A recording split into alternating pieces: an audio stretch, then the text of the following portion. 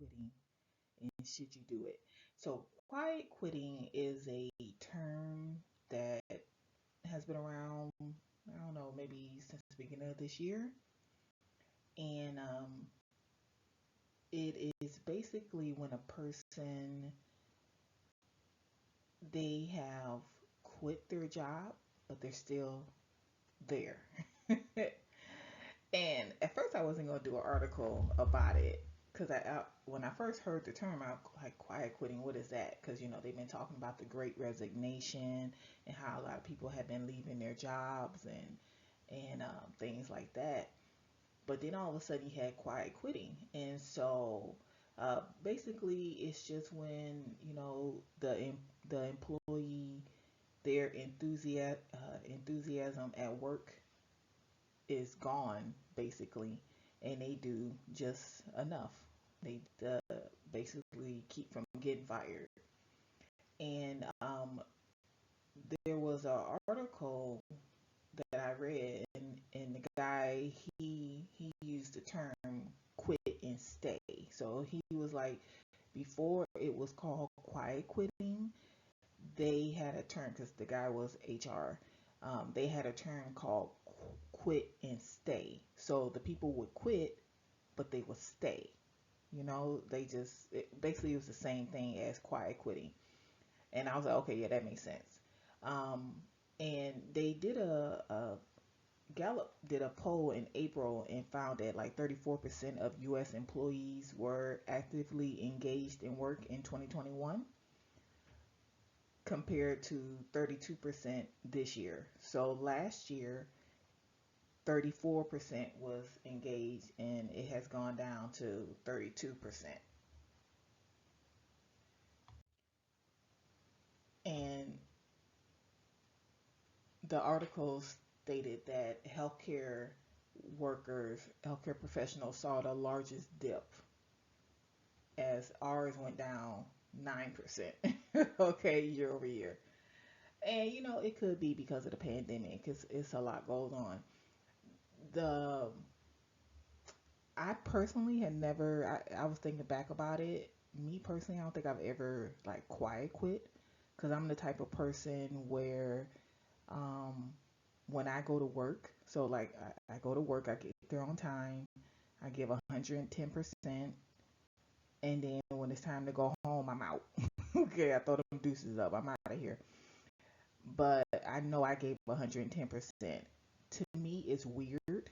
I don't know, maybe because I'm a Generation X. And like same thing with the baby boomers. Baby boomers, their work ethic is different.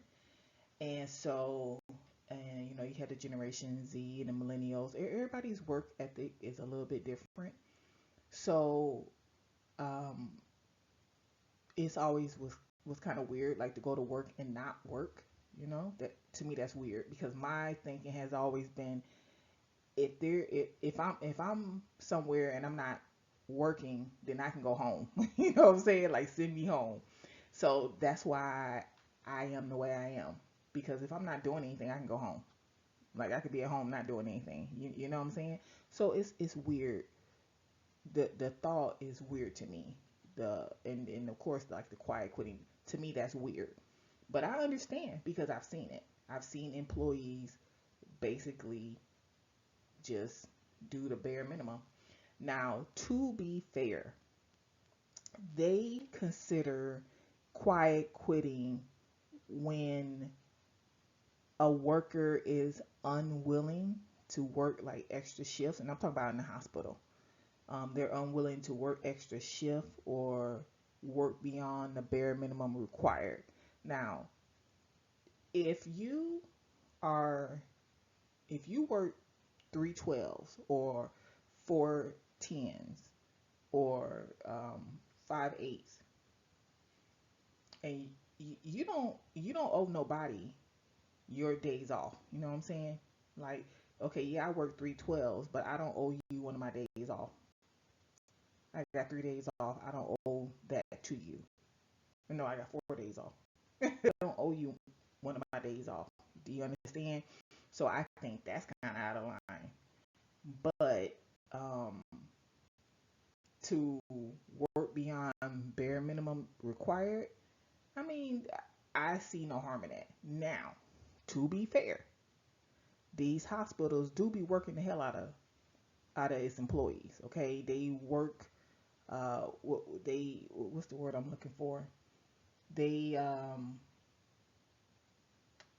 they oh god, what's the word I'm looking for? I can't think of the word. They stretch it thin. Let's put it like that. So you know that this floor can hold how many patients. You got an ER full, and they only staff for how many patients they have right now, not what you can hold. You know what I'm saying? So if a floor can hold 25 patients, and you got 20 patients, they only gonna staff for the 20 patients, knowing that they have a ER full of patients and you got open beds. So now you're stretching the nurses thin, you're stretching the CNAs thin, you're stretching the secretaries thin. They staff for what the census is right now, and not what it could be, because you got all these open beds. Do you understand what I'm saying? So now that's how they staff, and that's where the problem comes in. Why would I want to come in on my day off to help you when I already know what you're gonna do? Do you understand what I'm saying? So, like, nobody owes anybody their day off. I'm not. If I want to come in on my day off, I can come in. And I always volunteer. Extra. Like, don't be calling me, okay? Because I call you, okay? But yeah, but you can't fault people for not wanting to work on their day off. Now, working beyond the bare minimum, it depends what it is. Most people in the hospital do work beyond the bare minimum. Okay, you have no choice. Like, you really have no choice. Now, there are those that's just they do quiet quit. They be there forever and they don't do nothing. And I mean, I would really pretty much say it's the people that's there for a long time, and they move slow, but they ain't old, if you know what I mean. Or they can't, and the way you can tell somebody on quiet quit, they can't answer nothing for you. So, like, they've been there 20 years, and you ask them, hey, where do you keep such and such? I don't know, or I'm not sure, or go ask someone. Like really, you don't know? Like, you've been here, you've been in this hospital, like like the hospital I worked at, I was there for a long time. Not now, compared to them other folks, I wasn't there for a long time, and I knew all kind of stuff. Okay, okay, you been here 20 years, you don't know nothing. Come, stop playing. Okay, you know what I'm saying? Like, they don't know nothing. They can't help you with nothing. They ain't trying to help you with nothing, because they have quiet quit. So I think it seemed to be people who's been there for a long time. Now, to be fair, I can kind of understand it, because they understand that they understand management. They understand that management is not gonna do nothing. They all talk and they ain't gonna do nothing, and they just get tired. A lot of people stay at the job because the job pays well, and if they were to leave, they will the salary will be lower, so they stay, but they're frustrated and they do the bare minimum. So I will give them that. I think it's weird, but I do understand it. You know what I'm saying? Like, I just think it's, but anyway, they just done, but they there. So we have seen it. And the matter of fact, in the ICU, the one charge nurse, she been gone, but she used to read on her Kindle all day. Like, that's what she did, because she was one of those, and I was thinking about it. I was like, well, yeah, she was a fighter. She did fight for us. But I think she was at that point, she was tired of them. And she would, like, literally read. Now, she would help, the nurses, if the nurses needed help or anything like that. But for the most part, she sat there and read on her Kindle all day. And then the other charge nurse, who she was helpful as well. I don't want to say she quiet quit. She was just more, that was the only job she ever had. She came out of nursing school. Like, she worked as a CNA and was in nursing school. And because she had been there at least 20, 30 years, probably about 20 some years. And she worked in the ER, she worked in the other ICU, she worked in our ICU. She had never went anywhere. She was at the top. She made a lot of money an hour because she was in, because she had been there. Made a lot of money an hour. She had her house up the street. It was paid for. She had her boat. She had her pension. So I think she was there for that. Now she didn't, when management was making silly decisions, she would speak up, but she didn't fight it. Do you understand? Because hell, she had her pension, she had her house, she had her money. She ain't going nowhere. You know what I'm saying? She would speak up, but she wasn't a fighter like the other one was, the one that read her Kindle. Because I think she was just done. She was like done. So and that's why I say it's the people that's been there for a long time. I think they're the ones who really quiet quit, and we just it's just a term now because they're seeing it now in the younger generation, like the Generation Z and the millennials and all that stuff. But like the guy said, the guy in the article who was HR, he's correct. They called it quit and stay. These people quit, but they're still there. They literally did the bare minimum, and that's literally what she did. The one that always read the Kindle. And then, one of the reasons, I think they say one of the reasons that contribute to the quiet quit is the cost cutting measures. And, when the staff has additional responsibility, that leads to frustrations and burnout, and then it negatively impacts employee engagement. And then these factors are what lead to quiet quitting. So like when you have employees doing more than they should be doing. So like the management's putting extra responsibility on them. Yeah, that leads to burnout. That's what we saw in the pandemic. A lot of people got burned out. We were already stressed before the pandemic, and then now we got a pandemic, and people out sick and this and that, and then even after the pandemic, if you don't get the vaccine, then you out of here and all that good stuff. So it's a lot of stuff going on. Um, let's see, and then some people are actually quiet fired. So it's called quietly fired, and I was like, what the hell does that mean? I'm like, all these terms. So you got quiet quitting, and then you got quiet fired. And basically, quiet fired is when management has fired you. They have quietly fired you, but you still there, but they have fired you. And basically, is when they ignore. So, like, if you put in a request for a raise or a pay increase, or um, if you apply for another position, things like that, you won't get it. So if you're a nurse and you want to become a team lead or charge nurse, you won't get it. Do you understand? Because they have quietly fired you. So I was like, OMG. But it makes sense because they want you to get so upset that you didn't get the promotion or that you didn't get the raise that you quit. So you have quiet quitting, and that's when the employees do the bare minimum. And then you have quiet firing when the management won't give you whatever to try to get you to leave. Now, basically, all this is passive aggressive. Okay, like this is the most passive aggressive stuff I ever seen in my life. So, on both sides. But me personally, um, I'm outspoken. People say I'm so hard to read because I'm introvert.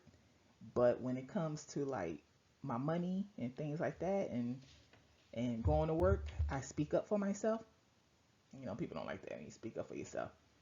So um, that's why I said, usually the way you get me out of any job is to write me up twice. Okay, the first time you write me up, I'm mad. Okay, and then it's gonna be some years. It's gonna be years later. You gonna write me up again, and then I give you my 2 weeks notice. So that's how you get me out of a job. Other than that, I'm not going anywhere. But I don't quiet quit.